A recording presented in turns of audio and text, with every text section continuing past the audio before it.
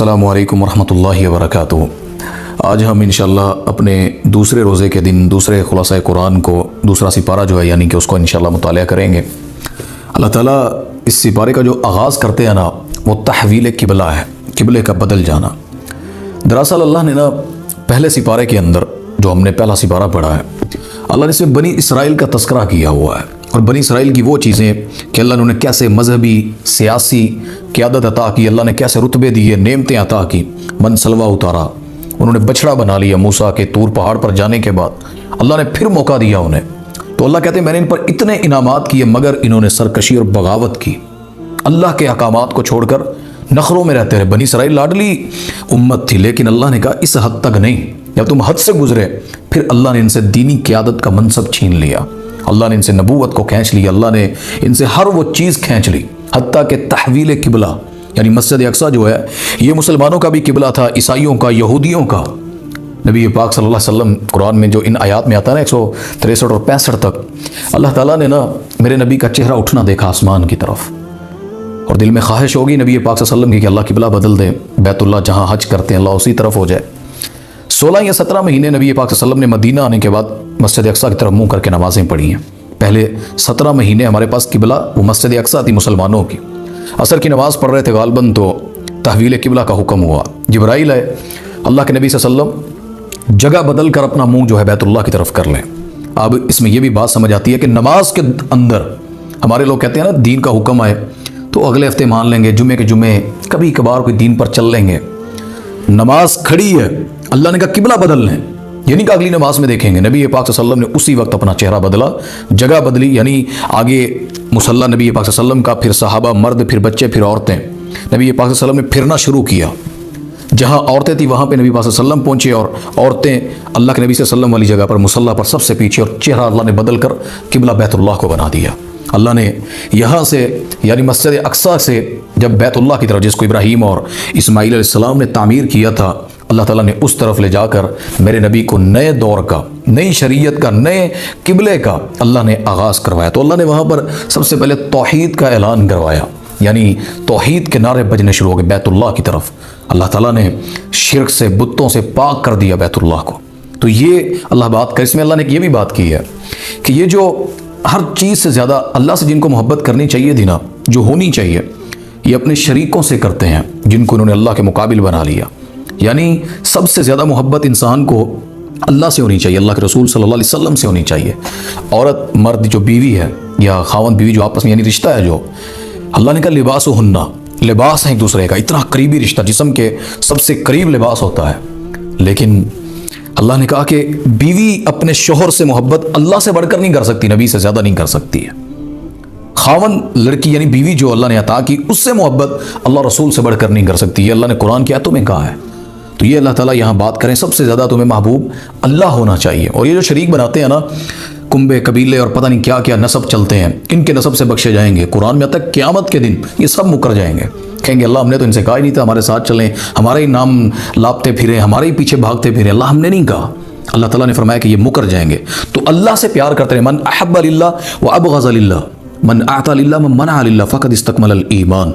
اللہ کے لیے محبت، اللہ کے لیے نفرت، کسی کو کچھ دیتے ہو تو اللہ کے لیے، نہیں دیتے کسی وجہ سے تو اللہ کی وجہ سے نہیں دیتے، تمہارے ایمان کے مکمل ہونے کی یہ علامت ہے۔ یہ باتیں اللہ تعالیٰ نے یہاں تک کی۔ اس سے آگے اللہ تعالیٰ نے 168 اور 170 نمبر آیت تک فرمایا کہ شیطان سے بچنے کی اللہ نے تلقین کی ہے، اور فرمایا کہ شیطان جو ہے نا وہ گناہ اور بے حیائی کا حکم دیتا ہے، اور کس چیز کے متعلق ایسی باتیں کرواتا ہے، اللہ کے بارے میں تمہیں وہ ایسے الفاظ، ایسی چیزیں کہلواتا ہے جو شرک کرنے والوں کی صفوں کے کام ہوتے ہیں، ان کے لوگوں کے کام ہوتے ہیں نا، ان جیسے لوگوں کے راستے ہوتے ہیں، وہ ان پر چلاتا ہے، حالانکہ ان کے پاس کوئی دلیل نہیں ہوتی ہے، بغیر دلیل کے ہیں، لیکن انہی کی سوچ کو ان کے اندر وہ ڈیولپ کر دیتا ہے۔ تو اللہ تعالیٰ نے یہاں ان کا تذکرہ کر کے فرمایا کہ شیطان تمہارا جو ہے نا وہ کھلا دشمن ہے، اس کی باتوں میں نہیں آنا آپ نے۔ فرمایا کہ جس شخص نے بھی اس کے پیچھے چلنے والی زندگی اپنائی، آپ ان سے پوچھیں گے تو وہ پتہ کیا کہیں گے، بلکہ اپنے اندھے اور بہرے بن کر باپ دادا کے طریقے پر چلتے ہوئے نظر آئیں گے آپ کو۔ یعنی ان سے آپ پوچھیں گے تو وہ سمعنا و اطعنا اللہ کی کرنی چاہیے تھی، وہ اپنی کر کے اپنے ہی بڑوں کے پیچھے، جی میرے دادا کو دیکھا تھا، میرے بابا کو دیکھا تھا، کل خانی جس طرح ہوتی ہے اوپر سے چلتی ہے نیچے تک، لوگ کیا کہیں گے اس کا ابا کرتا تھا، یہ نہیں کرتا تھا۔ ایسے ایسے کام جیسے عید میلاد النبی صلی اللہ علیہ وسلم کے نام پر ہم کیا کیا کر جاتے ہیں، اور بھی بڑی چیزیں ایسی ہیں اسلام کے نام پر جو ہم نے بنا لی، اللہ کہتے ہیں ابا جان کو دیکھا تھا ایسے کرتے ہوئے، دادا جان کو دیکھا تھا، دادا جان تے ابا جان دی کہانیاں بند، اللہ نے جو دین دیا وہ اصل دین ہے۔ اس سے آگے اللہ تعالیٰ نے 172 اور 73 نمبر آیت میں اللہ نے عبادت کا تذکرہ کیا، مگر کہا کہ حلال کھاؤ، یعنی پہلے حلال کی طرف اللہ رغبت دلائی ہے۔ جس کا مال حلال نہیں ہے وہ جو مرضی پڑھتا رہے، جو مرضی کھاتا پیتا رہے، کہتا رہے۔ حدیث میں آتا ہے ایک شخص مبارک سفر پر ہوتا ہے بیت اللہ کی طرف، اس کے بال مٹی سے بھرے ہوتے ہیں اور مسافر ہے، مسافر کی دعا رد نہیں ہوتی، لیکن اس شخص کی دعا اللہ قبول ہی نہیں کر رہا، اتنا طویل سفر کر کے اللہ کے گھر کی طرف جا رہا۔ کیوں؟ فرمایا کہ جو اس نے پہنا ہے وہ بھی حرام کا لباس ہے، جو اس نے کھایا ہے وہ بھی حرام کا لقمہ کھایا ہے، جس سواری پر آیا وہ بھی حرام یعنی غلط طریقے سے کمایا ہوا مال ہے، سود، جھوٹ، فراڈ، کسی لحاظ سے۔ اللہ فرماتے ہیں کہ اس کی دعا اللہ قبول ہی نہیں کرتا ہے۔ تو فرمایا کہ سب سے مین چیز جو ہے وہ تمہاری خوراک حلال ہوگی تو تمہاری عبادت قبول ہے۔ اس سے آگے اللہ تعالیٰ 178 اور 179 نمبر آیت میں قصاص کے بارے میں بات کریں، قتل کا قصاص جو ہے، فرمایا اس میں زندگی ہے تمہارے لیے۔ ہمارے ملکوں میں اگر قتل کا قصاص صحیح معنوں میں ہوتا نہ عزتیں لٹتی اور نہ اس طرح کے معاملات ہوتے، نہ ڈر اور خوف جو ہمارے دلوں سے نکلا، اس طرح کا ماحول نہ بنتا۔ بندے کو پتا ہونا کہ میں نے چوری کرنی، میرے آگے ہاتھ کاٹے جائیں گے، اب گاڑی میں چابی لگا کر بھی کھڑی کر دیں گے، گاڑی نہیں کھینچے گا۔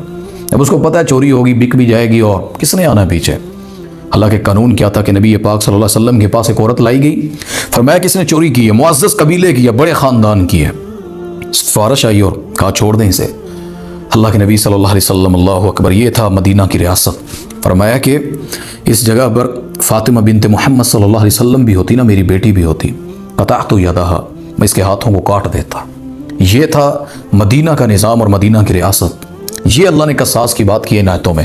قصاص پہ عمل کرو گے تو تمہارے اندر زندگی پروان چڑھے گی، زندگی محفوظ رہے گی۔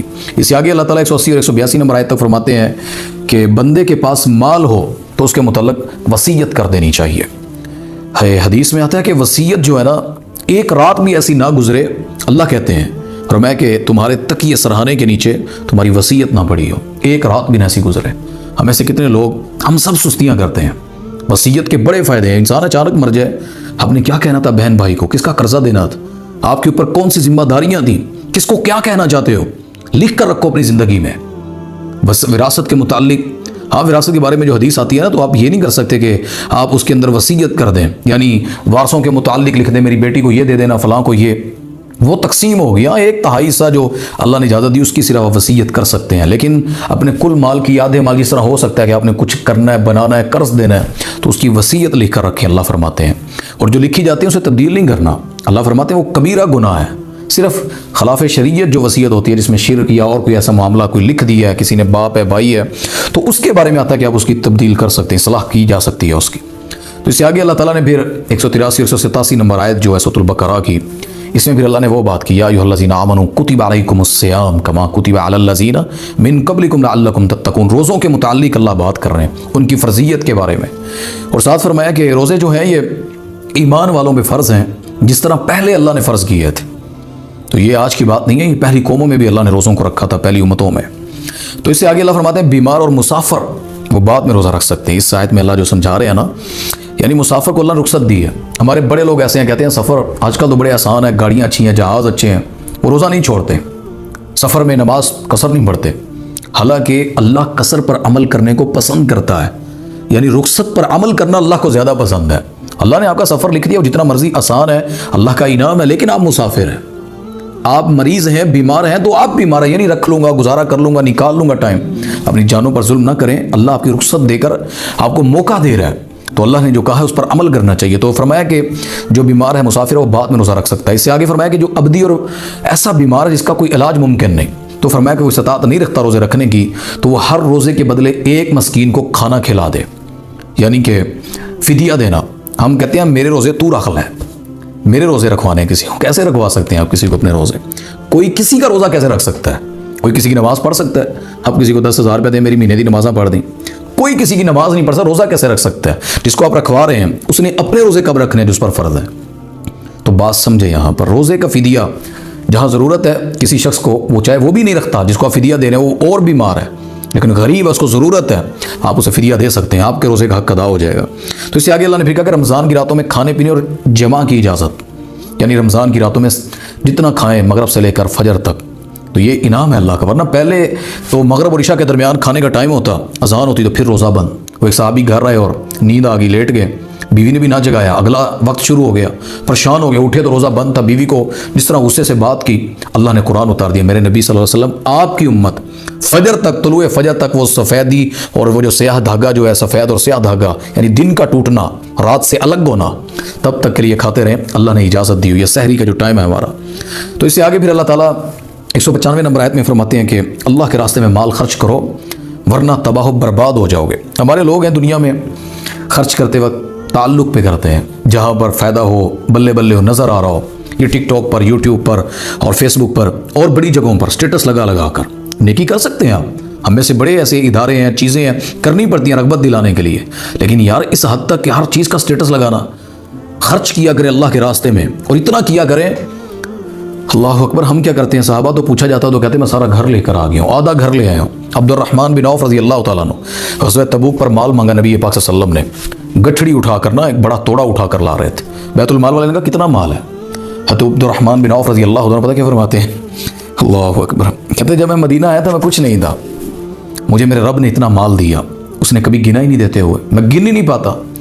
آج جب اسلام کو ضرورت پڑی، اللہ کے نبی صلی اللہ علیہ وسلم کو ضرورت پڑی، تو اللہ کی قسم عبد الرحمن بھی گھر سے گن کر نہیں لایا، میں گن کر نہیں لایا۔ اللہ قرآن میں کہتے ہیں خرچ کرو، اتنا کرو جو تمہیں محبوب ہے، وہ چیزیں اللہ کے راستے میں خرچ کرو۔ اور اس سے پہلے کہ من قبل ان یاتی احدکم الموت، خرچ کرو اللہ کے راستے میں اس سے پہلے کہ تمہارے پاس موت آن پہنچے۔ پھر یہ رشتہ داروں نے کھانے ہیں، پھر کاغذات بھاگتے پھریں گے لوگ، یہ میری ہے، یہ میری زمین ہے، لوگ کہیں گے یہ میری جائیداد ہے۔ تو اپنی زندگی میں یہ کام کر کے جائیں۔ ایک واقعہ اس پر انشاءاللہ وقت کم ہوتا ہے، کبھی سنائیں گے آپ کو کہ زندگی میں خرچ کرنا کیا ہوتا ہے۔ اللہ اکبر، تو اللہ اس میں خرچ کرنے کی رغبت دلا رہے ہیں۔ اس سے آگے پھر اللہ تعالیٰ نے 196 اور 203 نمبر آیت تک اللہ نے حج اور عمرہ کی فرضیت پر اللہ نے باتیں کی ہیں۔ حج اور عمرہ، اللہ اکبر، یہ بہت بڑی عبادت ہے۔ اللہ اکبر، ہمارے لوگ تو مال و متاع ہوتے ہوئے بھی یا کوشش نہیں کرتے، سمجھتے ہیں مال لگے گا، حالانکہ عمرہ کرنے والا شخص جو ہے اس کی تنگ دستیاں اللہ ختم کر دیتا ہے۔ حج والے کو اللہ اتنا نوازتا ہے کہ آپ کا تصور نہیں ہے۔ یہاں پہ اللہ کہتے ہیں وہ ساری باتیں کر کے پھر بعض احکام سکھائے اللہ نے، یعنی حج کی عمرہ فرضیت بتلانے کے بعد قریش جو تھے نا، وہ حج میں جو بدعات جاری کر لی تھی، انہوں نے خود سے چیزیں بنا لی، یعنی عرفات کے میدان میں نہیں جاتے تھے۔ اللہ نے قریش کو حکم دیا کہ تم نے عرفات کے میدان میں جانا ہے۔ وہ مینا میں میلے لگاتے اور اپنے آباء و اجداد کے فخریہ تذکرے کرتے، اونچے اونچے، میرا باپ ایسے، دادا ایسے، یعنی بڑوں کے، جس طرح ساڑھے چ بھی چکنا ہوئے نا کسی نو، انتہا درجے کا لے جاتے ہیں، بابے پیریں، اپنے کرامتے اور پتہ نہیں کیا کیا۔ اللہ کہتے ہیں ان موقعوں پر تم اللہ کو یاد کیا کرو، اپنوں کو نہیں، ان چیزوں کو نہیں، اللہ کو یاد کیا، صرف اللہ کو یاد کیا کرو۔ اس آیت میں 203 نمبر آیت تک اللہ یہ سمجھا رہے ہیں۔ اس سے آگے اللہ تعالیٰ نے 208 نمبر آیت پہ اللہ نے فرمایا کہ مسلمانوں کو محض نام کا مسلمان نہیں بننا، یا ایھا الذین آمنوا ادخلوا فی السلم کافہ، اسلام میں پورے کے پورے داخل ہو جاؤ ایمان والو۔ یہ اللہ تعالیٰ یہاں بات کر رہے ہیں کہ تھوڑے سے داخل ہی ہونا، اسلام پر پورا عمل کرنا ہے۔ اس سے آگے اللہ نے فرمایا کہ 214 نمبر آیت تک کہ محض زبان سے کلمہ پڑھ لینا کافی نہیں ہے کہ آپ سب نے کلمہ پڑھ لیا ہے، اب تو مجھے کوئی پریشانی نہیں آنی چاہیے، اب تو کوئی مسئلہ نہیں ہونا چاہیے، اللہ کا نام لے لیا بس۔ اللہ کہتے ہیں نہیں، بلکہ ہر مشکلات و مصائب آئیں تو اس میں استقامت اختیار کرنا اصل دین ہے۔ اس آیت میں اللہ یہ سمجھا رہے ہیں کہ پریشانیوں میں ڈٹ جانا، اللہ کا رہنا بن کر۔ بے وفا دنیا ہے، تکلیف آنے لگے تو اللہ کو یاد کرتے ہیں، خوشیاں ملتی ہیں تو پھر گناہوں کو وہ کام کرتے ہیں کہ جس سے اللہ ناراض ہوتا ہے۔ بیمار ہوں تو دوپٹہ لے لیتی ہیں لڑکیاں، مرد حضرات صدقہ بھی تھوڑا بہت کر دیتے ہیں، مسجد بھی چلے جاتے ہیں، اور جب صحت ملتی ہے سب سے پہلے حجاب اتارا جاتا ہے۔ جب صحت ملتی ہے، خوشیاں ملتی ہے، شادی یا کوئی اور موقع، سب سے پہلے ناچ گانے اور پتہ نہیں کیا کیا ایسے کام جس سے اللہ ناراض ہوتا ہے۔ اللہ کہتے ہیں یہ پھر مجھے بھلا دیتے ہیں، پھر یہ مجھے چھوڑ دیتے ہیں۔ تو اللہ نے کہا محض کلمے سے کچھ نہیں ہونا، تکلیفیں، آزمائشیں، آزمائش ہے نا، مال و متاع ہے، غلط نہیں لگانا آپ نے، دنیا لگا رہی آپ نہیں لگا رہے۔ اللہ کہتا ہے یہ امتحان، اس میں ڈٹ جانا یہ اصل اسلام اور دین ہے۔ اس سے آگے اللہ تعالیٰ نے 221 نمبر آیت میں فرمایا کہ مومن عورتوں کا مشرک مردوں سے اور مومن مردوں کا مشرک عورتوں سے نکاح اللہ نے حرام کر دیا ہے۔ یہ بہت بڑا مسئلہ ہے، مشرک عورت، مشرک مرد، ان کا مومن مرد اور مومن عورت سے نکاح نہیں ہو سکتا ہے۔ مشرک کون ہے؟ قبروں پہ سجدہ کرتے ہیں، غیر اللہ کو پکارنے والے واضح طور پر، یا کافر جو ہیں، یہ جس طرح ہندو ہیں اور بڑے جو غیر اللہ کی عبادت کرتے ہیں۔ اللہ اکبر۔ حضرت زینب رضی اللہ تعالیٰ عنہ کے شوہر ابو العاص رضی اللہ تعالیٰ عنہ، یہ پہلے مسلمان نہیں تھے، بدر میں جنگ لڑنے آئے تھے نبی پاک صلی اللہ علیہ وسلم کے ساتھ، اور نبی کے داماد ہیں۔ انہوں نے جب جنگ سے جانے لگے، قیدی بن کر آئے تو واپس جانے لگے، فدیہ لے کر چھوڑا تو فرمایا تھا زینب کو رضی اللہ تعالیٰ عنہ واپس بھیج دیں اگر آپ کلمہ پڑھتے ہیں، وگرنہ اللہ نے مشرک مرد کے گھر میں مومن عورت کو رہنے کی اجازت آج سے ختم کر دی ہے۔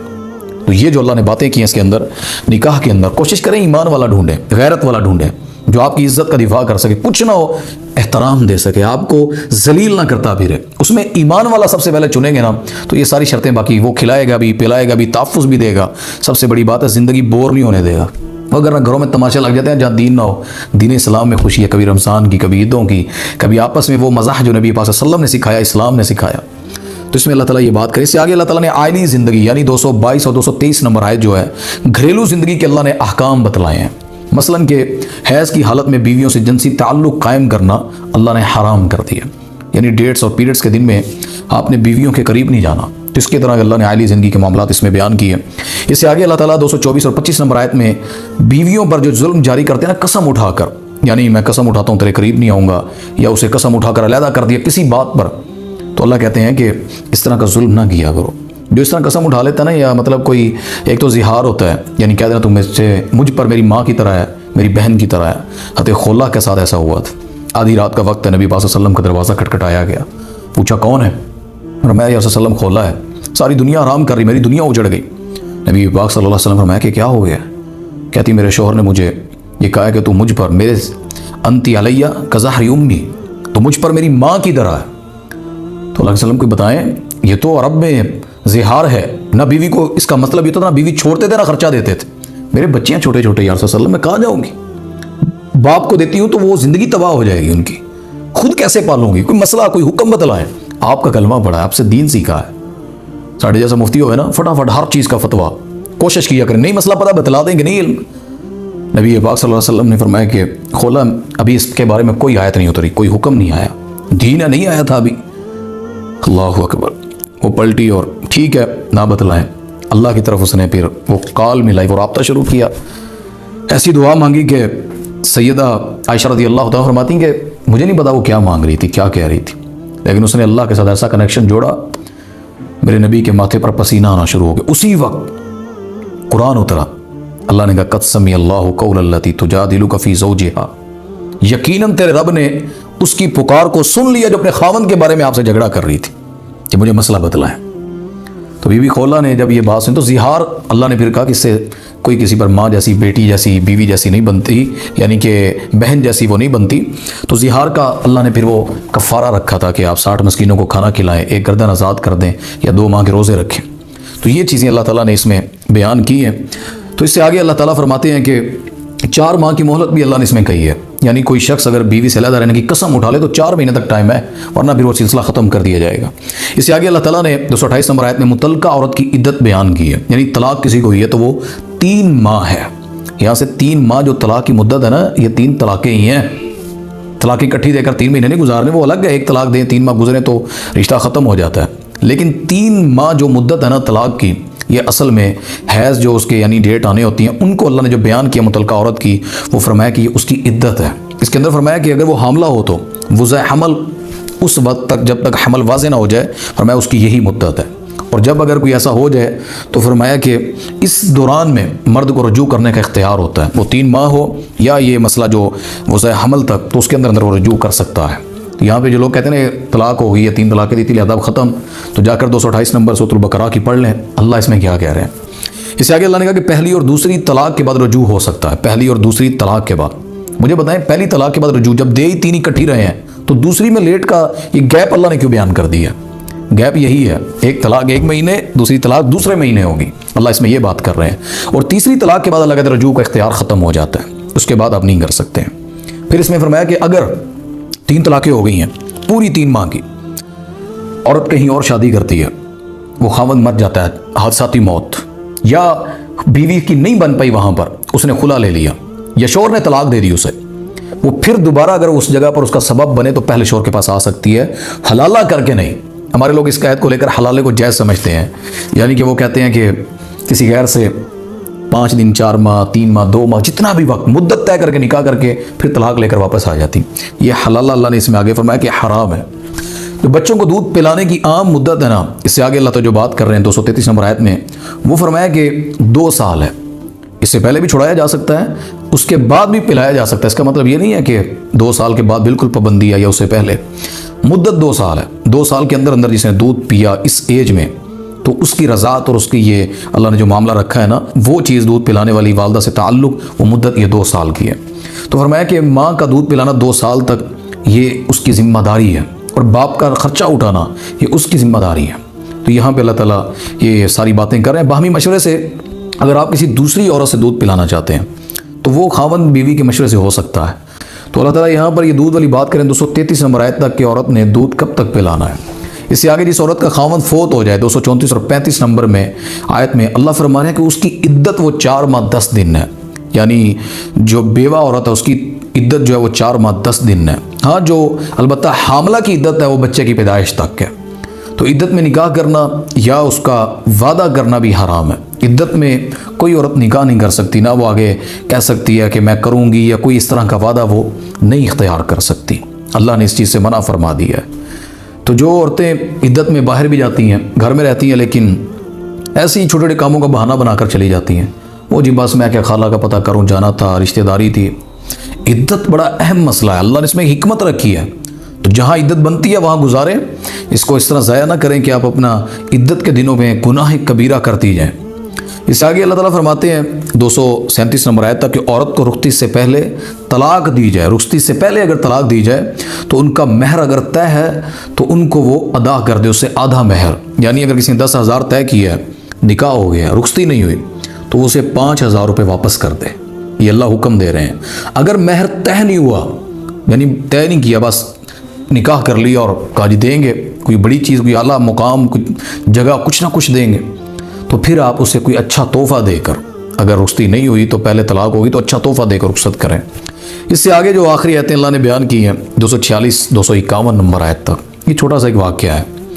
बनी इसराइल के गिरोह ने मौत से डरते हुए जिहाद करने से इनकार कर दिया।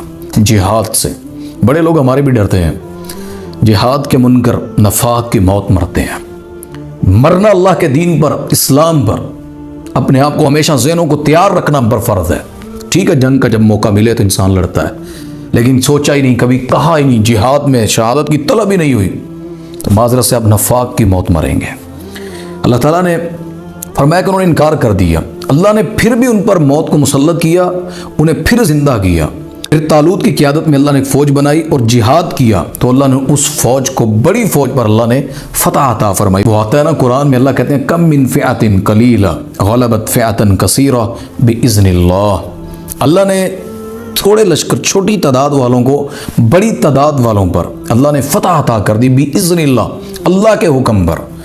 इंशाअल्लाह मुसलमान गज़ा या किसी और जगह पर, जहाँ पर भी कश्मीर, ये सारे मामले जहाँ हो रहे हैं, बेशक थोड़ी तादाद है, सरमाए कम है, लेकिन इंशाअल्लाह बिइज़्निल्लाह अल्लाह के हुक्म से अल्लाह फ़तह नसीब फरमा दे। ये जो वाक़या है ना तालूत का, मैं मुख्तसर सी बात कर देता हूँ। उस वक्त का जो मौजूदा नबी थे ना, बुज़ुर्ग हो गए थे, इन्होंने हीले बहाने शुरू कर दिए बनी इसराइल ने। इन्होंने कहा जी हमारे लिए भी बादशाह मुकर्रर करें तगड़ा, जिसके मातहत वो हमें हुक्म दे हम जिहाद करें। तो इनको बादशाह तगड़े का मसला नहीं था, ये भागना चाहते थे, राह फरार ये होना चाहते थे वहाँ से, यानी रास्ता निकाल रहे थे, चोर दरवाज़ा, कि हमारे ऊपर पता नहीं कौन आएगा, कब आएगा, कर सकेगा कि नहीं, इत्थे कह दोगे तो अड़े नाल नहीं कोई और बंदा भेजें। तो उस नबी ने तालूत, उन्होंने इस पर उस नौजवान को, कोई 30-40 साल के दरमियान का नौजवान, तगड़ा नौजवान, अल्लाह ने उन पर बादशाह बनाकर मुकर्रर कर दिया। इन्होंने देखा तो कहा अच्छा, लेकिन फिर मुकर गए, इसके बाद दौलत नहीं है, इससे तो बेहतर था तो आप हमें बना देते, फलां को बना देते, इसके पास तो जायदाद नहीं है। लेकिन अल्लाह कहते हैं लड़ने के लिए ताकत चाहिए, कुव्वत चाहिए, पैसा क्यों देख रहे हो, जवान है, गबरू है, ताकत है इसके अंदर। तो अल्लाह ताला ये बातें कर रहे थे। अल्लाह ताला ने फिर उन्हें, ये मुकम्मल वाक़या है ताबूत सकीना वाला। ताबूत सकीना वो जिसके अंदर चीज़ें दी, मूसा अलैहिस्सलाम के वो औरात थे, तौरात के जिन्होंने लिखे, वो पत्थर की तख्तियाँ जो तूर पहाड़ से लाए, आसा था, ये तबर्रुक वाला संदूक था, जिस जंग में जाते आगे रखते और लड़ते अल्लाह फतह दे देता। उनका जहन बन गया और वो उस पर इतना मोहब्बत में गिर चुके थे। ये जालूत नामी शख्स जो था ना बादशाह, वो इसे चुरा कर ले गया। ये परेशान हो गए, ये क्या करें, कैसे लाएं, हालांकि उसके बगैर इनका गुजारा नहीं था। تو یہ ساری باتیں انشاءاللہ میں تفصیل سے آپ کے سامنے رکھوں گا کہ اللہ تعالیٰ نے پھر اس قوم میں، جالوت والی قوم میں بیماری داخل کر دی، تو وہاں سے انہوں نے کہا کہ یہ شاید یہ صندوق ہی ہمارے لیے نحوست ہے معاذ اللہ، تو انہوں نے ایک سواری پر، بیل گاڑی پر رکھ دیا، تو وہ قرآن میں آتا ہے کہ فرشتوں نے اسے ہانکا اور وہ طالوت کے دروازے پر لے آئے۔ تو انہوں نے جب دیکھا صندوق تو بنی اسرائیلیوں نے کہا کہ یہی طالوت جو ہمارا بادشاہ ہے یہ ہمارا صندوق واپس لے آیا ہے۔ تو بہرحال وہ بڑی لمبی لڑائی ہوئی ان کی طالوت اور جالوت کی۔ داؤد علیہ السلام نے پتھر، جو ان کو ایک فن آتا تھا، جالوت نے مکمل زرہ پہنی تھی لوہے کی، صرف آنکھیں اور یہ جگہ نظر آ رہی تھی، باقی پورا لوہے میں تھا، پورا جسم ڈھکا ہوا۔ تو انہوں نے پتھر مارے اسے اس طرح سے کہ اس کے سر سے، آنکھ سے، یہاں سے لگا اور پچھلے حصے سے نکل گیا، تو جس سے اس کی موت ہو گئی۔ تو اللہ تعالیٰ نے یہاں بات کی تھی کہ یہ تعداد بہت زیادہ تھی طالوت علیہ السلام کے ساتھ، جب یہ 70,000 لوگ تھے۔